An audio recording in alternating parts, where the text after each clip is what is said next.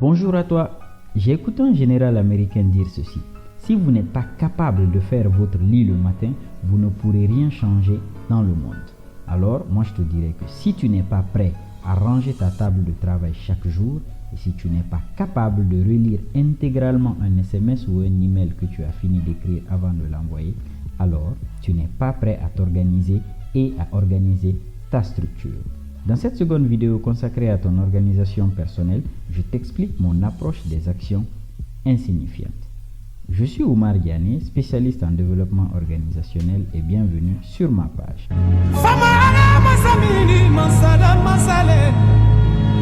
Qu'entend-on par insignifiant? Selon le Larousse, insignifiant c'est ce qui n'a rien de marquant, qui est sans intérêt. Dire qu'une action est insignifiante, alors c'est dire que cette action est sans importance, sans valeur. Souvent, pour vouloir gagner en temps, nous considérons des actions banales pour lesquelles nous ne prenons pas de temps alors qu'elles sont la base de la culture organisationnelle et de la structuration dans le travail. Loin d'être perfectionniste, voici quelques points dans lesquels je te donne en même temps des conseils. En premier, les emails. Combien d'entre nous relisons plusieurs fois les emails ou SMS que nous avons rédigés et qui semblent longs? On ne le fait pas parce que tout simplement, ça vient de nous. N'oublie pas que l'écrit traduit beaucoup de choses, car à travers tes messages, tu expliques, tu orientes ou tu te justifies. Prends souvent le temps de relire plusieurs fois un écrit, un SMS ou un email venant de toi et quelle que soit sa longueur. Cela facilite la correction de l'email et la mesure du poids de ce que tu écris avant de l'envoyer. Certains professionnels écrivent l'email sans l'envoyer, ils passent à autre chose et reviennent par la suite relire avec un esprit plus frais avant de le transmettre. Donc, selon le niveau d'importance de l'écrit, passe à autre chose pour 5 minutes et reviens relire avec un esprit frais pour ensuite le transmettre. En deux, les documents sur lesquels tu travailles. Évite de travailler sur les documents à la dernière minute. Laisse toujours une marge durant laquelle tu passeras à autre chose et reviendras vers le document avec un esprit frais pour une dernière lecture. Il sera plus performant. Mais ne rentre pas aussi dans le cycle de correction à vie, le symptôme de la correction à vie. Quand tu travailles sur un document durant la nuit, à moins que cela soit urgent, ne le considère pas comme achevé, car le cerveau a tendance à raccourcir les informations que tu produis la nuit parce que c'est son temps de repos qui est converti en temps de travail. C'est mieux d'attendre le matin ou dans la journée pour relire et le conclure afin de pouvoir le transmettre ou le partager. Pour la correction de ton travail, voici les astuces que je te donne.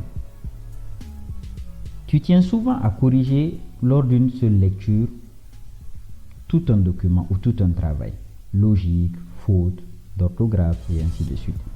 Cela est une grave erreur. Je te propose de programmer ton cerveau et structurer ton travail de la manière suivante. Tu relis intégralement le document pour une première fois pour corriger la structure, c'est-à-dire l'ordre des grandes parties, introduction, développement, conclusion, chapitre X, chapitre Y et ainsi de suite. Tu fais une deuxième lecture pour corriger la logique des idées ou la logique entre les phrases. Et une troisième lecture pour corriger les fautes d'orthographe ou faire la mise en forme. Il est aussi intéressant dans l'élan de la correction de faire relire le contenu par une autre personne car, comme me le disait mon premier patron, dans un travail intellectuel, il y a toujours l'œil aveugle du concepteur. À force d'être plongé dans un travail, il y a toujours certaines erreurs que tu ne verras jamais. En point 3, le classement. Combien parmi nous, pour ceux qui ont des ordinateurs, ont leur bureau chargé d'éléments dans lequel ils prétendent se retrouver facilement? Combien parmi nous rangent leur table de travail après son utilisation chaque soir?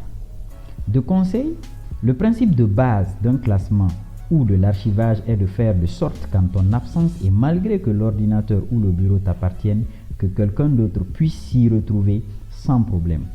Alors, voici ce que je te propose. Crée des dossiers pour chaque fichier et nomme-les conformément. Pour les entrepreneurs ou dirigeants d'ONG, que vous soyez au début ou que vous ayez beaucoup avancé, chaque fichier doit avoir un dossier.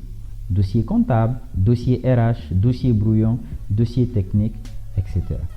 Figure-toi que quand tu es stressé et que tu regardes le désordre autour de toi, cela augmente le niveau de stress. En réalité, l'ordre apaise. Et divorce avec ceux qui disent qu'ils se retrouvent dans leur désordre. C'est un slogan le plus souvent utilisé. Mais ceux qui utilisent ce slogan ont souvent du mal à prendre des solutions avec un groupe de travail ou dans une organisation et continuer à suivre sur la durée les règles établies dans ce groupe de travail.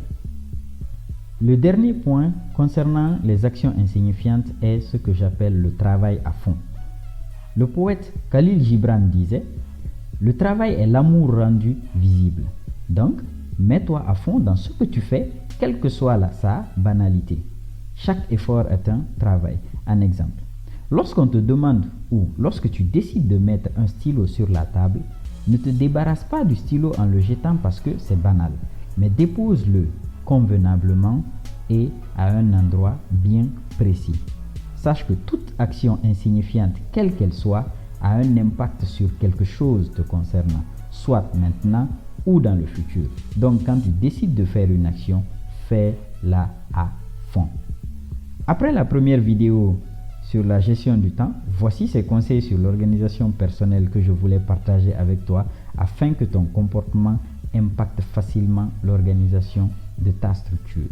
À bientôt pour une prochaine vidéo sur la spécialisation de ta structure, c'est-à-dire comment procéder afin d'orienter son organisation vers un domaine dans lequel il sera leader. J'espère que cette vidéo t'aidera. Alors, partage-la, abonne-toi et active la cloche de notification et à bientôt pour une autre vidéo.